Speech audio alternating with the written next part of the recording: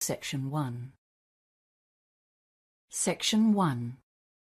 You will hear a conversation between a woman clerk and a customer at a cell phone store. First, you have some time to look at questions 1 to 6.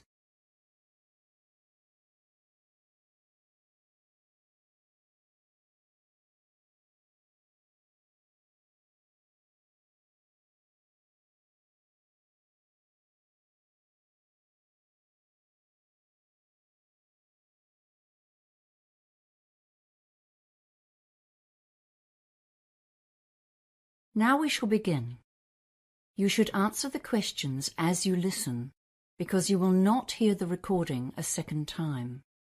Listen carefully and answer questions 1 to 6. Good morning. What can I help you with today? Well, I've just moved here, and I need to get a new cell phone number. Okay. We've got both prepaid plans and 24-month contract plans. I'll only be here for a year, so I think a prepaid plan is better. Can you tell me something about those? Of course. We've got a number of different plans. But first of all, I should just mention that none of them come with handsets. You'll just be buying a SIM card, and you can replace the one in your old phone. Yes, that's perfect. So how much are the SIM cards? Well, the expense isn't really in the card. To use it, you'll need to set up a plan, and that can range from just over $10 a month upwards. The card itself is just $2, and that gives you about 15 minutes of local calls. Okay. I knew I'd need a new plan from you guys, but I don't have much money at the moment. Can you tell me about the cheaper plans? Yes. Our least expensive is the minimal plan. That's only $12 a month. That's good. But it's for someone who doesn't use their phone very much. You only get 40 minutes a month of talking time. Ah. How about internet access with that one? No, sorry, that's not included. No, that plan's not for me. I'll definitely need to go online. For browsing the net? Or for things like Facebook and WeChat? Mostly social media. It's how I keep in touch with people back home. Well, we do have what we call a social plan. That might really suit you. You get unlimited data on social media websites. That sounds great. How much is that one? That's $40 a month. But you get 200 minutes of talking time, 500 texts, and 2 gigabytes of data, which is about 15 hours of watching videos and thousands of photo uploads. Well, I do upload lots of photos for my friends back home, so that's fine. But I'm worried that I'll need more text than that. Do you have any plans with unlimited texting? Well, there is one other plan. On that one, you choose 5 people or 5 phone numbers, and you can talk to or text them as much as you want. That's called the Friends and Family plan. Okay, that sounds like the one for me. What's the catch? Well, it's not exactly cheap. That plan costs $70 a month, but it does come with 3 gigabytes and unlimited texts, as well as your 5 designated people. That's a bit too pricey for me, but I do like it. Can I choose a cheaper plan now and change after I find a job? Oh yes, you can just come in and let us know whenever you like. It's also possible to log into our website and manage your account yourself online. Before you hear the rest of the conversation, you have some time to look at questions 7 to 10.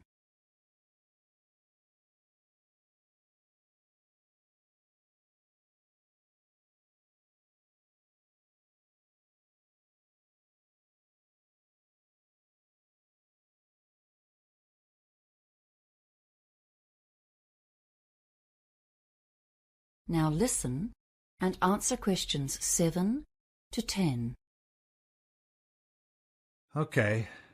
I think the social media plan is the best option for the time being. Great. So we'll set you up today. We'll just fill in this sales form. Here's your new SIM card. I'll just need to record the number for you. Can you read me that number on the top left-hand side of the card? It's your new phone number. Yes. It's 047-877-9233. Okay, I got it. So remember, that's your new number, so you should write it down as well so you can inform your contacts. Hold on to this package that the SIM comes in. There's information on that about how to contact us, just in case your phone gets lost or something like that. Oh, yes, that's important. So next, I'll need your name. Sure, it's Stephen. That's Stephen with a V. And my surname is Conway. That's Conway. Okay, that's cool. And your address, please? Well, at the moment, I'm living in temporary accommodation. Once I've found work, I'll be moving to a different place. Do you think that matters? Well, not really for now. But please let us know when you get a permanent address, okay? Yes, fine. So I'll give you my current address for now, then. It's 375 Thompson Avenue. Is that spelled Thompson? Yes, that's right. It's in Green Park. Ah, yes, okay. So the total for today is $42.50. That's the SIM card and the first month's plan. So just to confirm, I'll be able to get the SIM card today and start using it immediately? Yep, you've got the SIM card already. Oh, yeah, right, sorry. Now let me see if I have enough cash. 10, 20, 30. No, it doesn't look like I have enough. I guess I'll have to put it on my credit card. Here you are. No problem. Just a moment. So just sign here, please. Now, do you want help putting the SIM card into your phone? That is the end of section 1.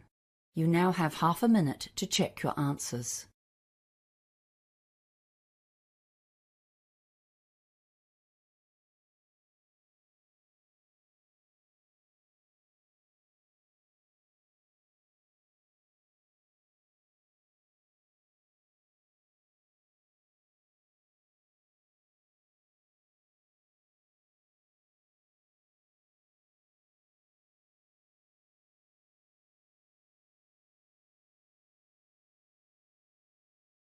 Now turn to Section 2.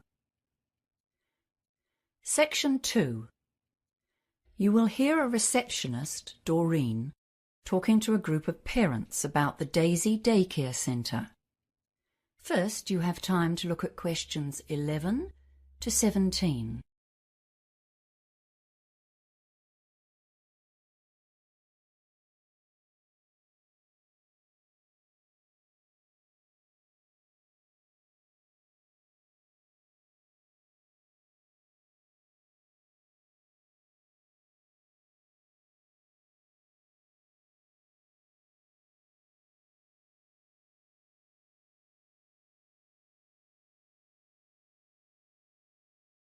Now listen carefully and answer questions 11 to 17. Hello, everyone. I'm Doreen, the receptionist at the Daisy Childcare Centre. Thank you all for coming to our open evening. I'll just show you round and tell you a bit about the place. First of all, I will have to ask you to leave your sneakers and sandals, etc. here on the shoe rack, just inside the main door. You know how the young ones love crawling around the floor, so our policy is no street footwear inside.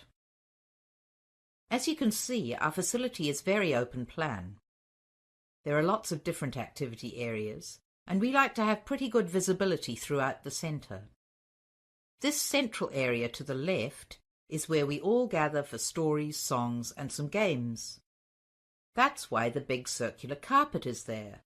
Everyone comes to sit there 2 or 3 times a day. I can see some of you looking at our TV.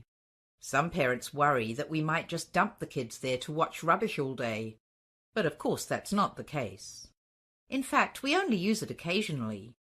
For example, we use it if we have a story on a DVD, and then we get the kids to do a bit of acting based on that. That bookcase there beside the TV gets a lot of use, though. Some of the older kids choose to sit and read or look at picture books in their free time, but we never allow them unsupervised TV. If you look along the wall on the far side of the little gate leading into the main room, you can see our kitchen play area. It has lots of utensils, pots and pans. And that cupboard closer to the corner is the dress-up cupboard. That's a very popular area, with the boys as well as the girls. You'd be surprised how much the boys get into acting and make-believe. Now over here, opposite the gate and behind the big lunch table, are the sinks and the painting area, and then the doors to the outside. To the right of those outside doors, you can see hooks and little cubby holes on the wall for coats, bags, and outdoor shoes. The children can keep slippers in there, but most of them run around indoors in their socks or bare feet. If you can bear it, I think we should pop out into the cold for a moment to have a look round outdoors. We'll just stay under the veranda. The sandpit is over there at the far left of the outside area, and that box next to it is storage space for buckets and spades, and lots of trucks and diggers to push around or even ride on. The slide beside that is popular, and so are the 3 climbing walls over by the fence. Some parents think that's a bit adventurous for preschoolers, but the older ones love them. The ground is covered with bark, so it's not a harsh surface when they do fall. The ordinary swings and a tire swing are here in front, where we can keep an eye on everyone, and then the chickens are way over on the far right, so they can have a bit of peace and quiet occasionally. Okay, so let's go back inside, and I can talk about our rules and policies. Before you hear the rest of the talk, you have some time to look at questions 18 to 20.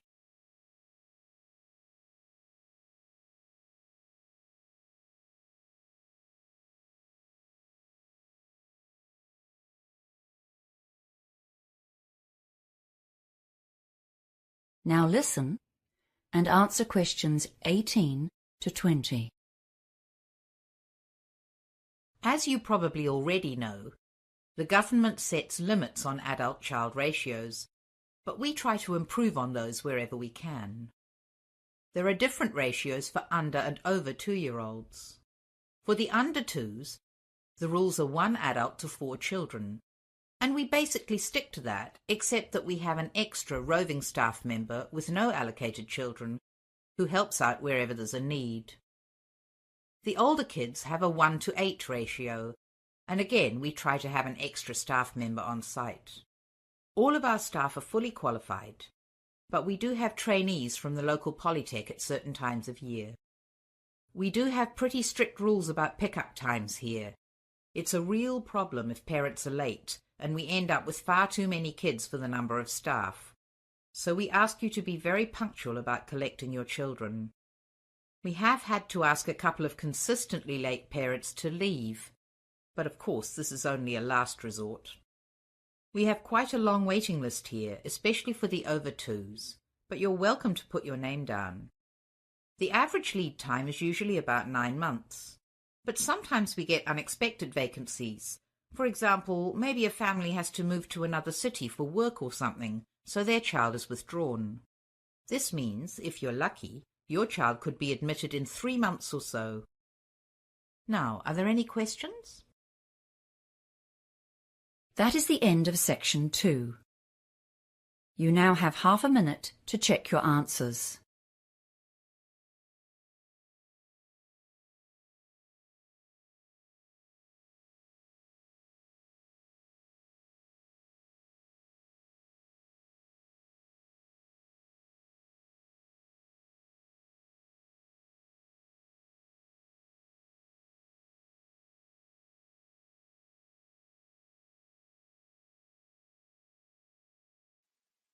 Now turn to Section 3. Section 3. You will hear a conversation between a science tutor and 2 first-year students who are being given some practical tips for conducting experiments.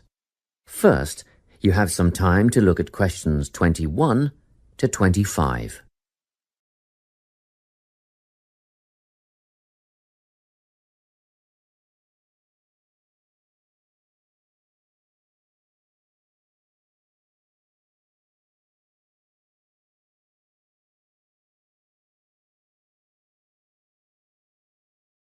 Listen carefully and answer questions 21 to 25. Now, Vincent and Tessa, I've asked the two of you to come and see me because I'm a bit concerned after that incident in the science lab last week. I realise that neither of you have had much experience in a laboratory before. Well, we mostly just studied theory at high school. And we rarely got the opportunity to carry out any experiments. Fair enough. But we must all abide by certain safety procedures. The last thing we want is for one of our students to get hurt. We understand that.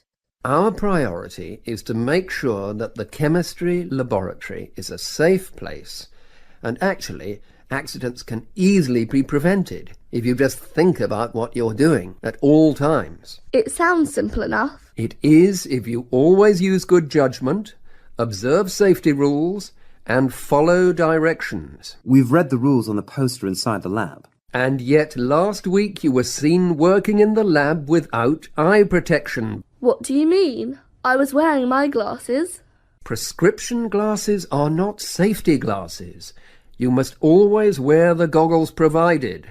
You'll find they fit quite comfortably over your ordinary glasses. Oh, I see. Just make a habit of putting them on before you start, and keep them on until you are finished. And another thing, never eat or drink while in the laboratory. What? Not even water? Not even water. At least not until after clean-up.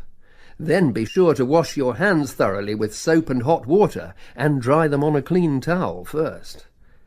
And Tessa, your hair should be tied back when you're in the lab. It's not that long. Still, it poses a hazard when you're working with chemicals or a naked flame.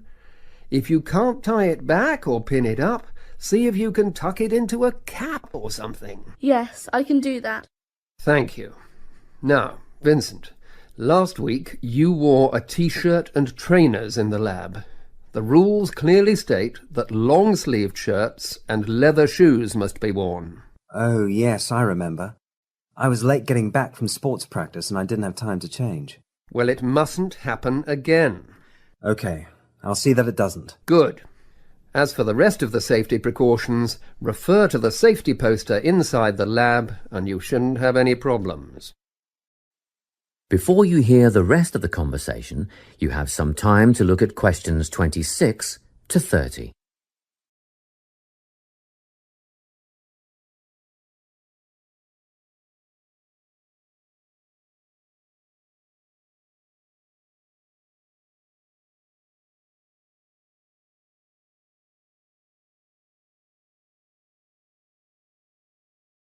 Now listen and answer questions 26 to 30. Now, before you go, a word about record keeping. Oh, good. I was going to ask you about that. What's the best way to keep track of what we're doing in the lab? Well, obviously all your observations should be written down. I know you think you won't forget stuff and you'll be able to recall it later, but generally this turns out not to be the case. Written data, however, are a permanent record, and you must be thorough. Organise and record everything in a bound notebook. I use a spiral notebook. And I use a large notepad. That won't do. A book with binding ensures the pages are not easily removed or lost. Oh, and be sure to write your entries in complete sentences. Isn't that a waste of time? Surely notes are good enough. You might think so, but brief notes can be hard to decipher at a later date. Whereas with full sentences, you are less likely to misinterpret data. I make sketches, simple drawings. That's a good idea, Vincent, but be sure to date them. You want us to write the date next to each drawing? Yes. Every sketch and every entry must be dated. What about headings? Use the title of the experiment as your first entry. When you have completed your observation entries, answer any questions that have been posed, and then, finally, write your conclusion. How do we write a conclusion? Do we need to repeat things like the questions and our findings, or the time it all took? Just write your own ideas or feelings about the experiment as the conclusion. Oh, and remember to sign it. Well, that's all I have time for today. If you have any questions, ask the lab assistant or come back to me. That is the end of section 3. You now have half a minute to check your answers.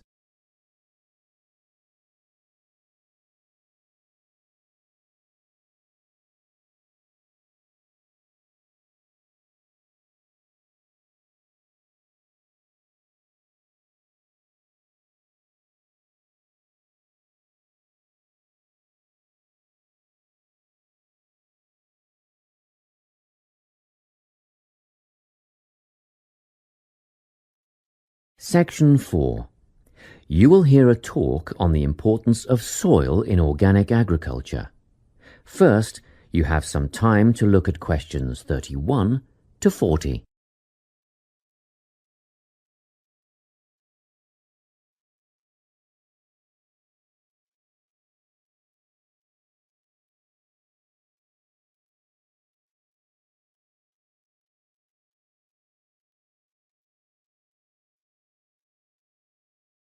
Listen carefully and answer questions 31 to 40. Welcome to this talk on soil science and organic farming. Dirt, soil, earth, loam, mud or dust, it doesn't matter what you call it, is of primary importance in the production of food and other crops. Most people think of it just as a substrate or medium in which plants grow, but it's more than that. It's actually a living entity. Or it should be if it's healthy, and human health is affected by the health of the soil. Healthy, living soil is literally crawling with life. There are the obvious earthworms, which burrow in the soil and help to aerate and improve it, beetles and other hard-backed insects, and various invertebrates like centipedes. Then there are fungi and bacteria, also living forms. Healthy soil needs food, air, and water to help plants grow. And the more nutrients in plants, the more available for humans and livestock. It stands to reason, therefore, that plants grown in poor soil will have few nutrients to pass on to the consumer, whose well-being will be worse off over the long term. So, where do plants get their nourishment? Most of it comes from the soil. Some nutrients are made up of minerals from the earth, while others come from dead plant and animal matter, which is broken down over time by the living insects and other organisms in the soil. Plants depend on these little living creatures to convert minerals and other vital elements into a utilizable form that can be taken up by the plants. And it's a synergistic relationship. In turn, the plants assist those helpful organisms by releasing sugars and enzymes back into the soil. Before I go any further, let's take a look at the structure of soil. Now, if you look at the diagram, you will see that soil is made up of many different layers. Let's start at the bottom. This is the bedrock under all the other layers. The layer above that is called regolith. Here, the bedrock is slightly broken up, but plant roots don't penetrate this layer. Moving up the chart to the next layer, we come to the subsoil, which contains clay and mineral deposits. On top of that is the alluviation or leaching layer. This is quite light in colour and is mostly just sand and silt. As we get near the surface, we find the topsoil. You will hear a lot of talk about topsoil amongst farmers and other agriculturalists. It's the most important layer of all because it's where seeds germinate and roots grow. Now, at the top of the chart, you will see a comparatively thin layer. This is organic matter that is still in the process of decomposition. It mostly consists of leaf litter and humus. Just think of the surface of the forest floor, partly decayed leaves and twigs, that sort of thing. As you can imagine, good soil forms very slowly over time, but it can be lost very rapidly through erosion. And, in addition, soil quality can be affected by pollution due to anything from industrial waste to the artificial fertilizers used by conventional farmers, which have been shown to suppress the diverse life forms in the soil. This is why organic agriculture is the way of the future. Let's take a quick look at the conventional system, which is often based on monoculture, the production of a single large crop. It relies on chemicals for fertilizer and pest control. It is also becoming an increasingly common practice to use genetically engineered seeds. and more chemicals are used to control insects and fungi which attack crops in storage and during transportation. Also, did you know that there is no requirement for conventional growers to maintain records of their production practices? Organic growers, on the other hand, choose the most environmentally friendly options for dealing with pests and disease problems, working towards prevention in the first place. Some of the strategies they employ include alternating the crops grown in each field, as opposed to monocropping. Because different plants add different nutrients to the soil, by rotating crops, the soil is naturally replenished. This can do away with the need for pesticides, because the problem insects' life cycles are naturally interrupted. Surrounding crops with green waste can not only conserve moisture in the soil, but it can prevent weeds from springing up, and it also feeds the beneficial microorganisms. When it's ploughed under, it feeds the soil by building more organic matter. Organic farmers often release beneficial insects as predators, which precludes the need for artificial pesticides. Animal manure, combined with green waste materials, correctly composted to kill pathogens and weed seeds, fertilizes the soil in a way that encourages life rather than suppressing it. And, by the way, use of manure in organic farming is highly regulated. In fact, all agricultural inputs are evaluated for their long-term effects on the environment, regardless of whether they are synthetic or natural. To sum up, organic farming is the only sustainable way of feeding the people on this planet and keeping both the planet and the people in good health. That is the end of section 4. You now have half a minute to check your answers.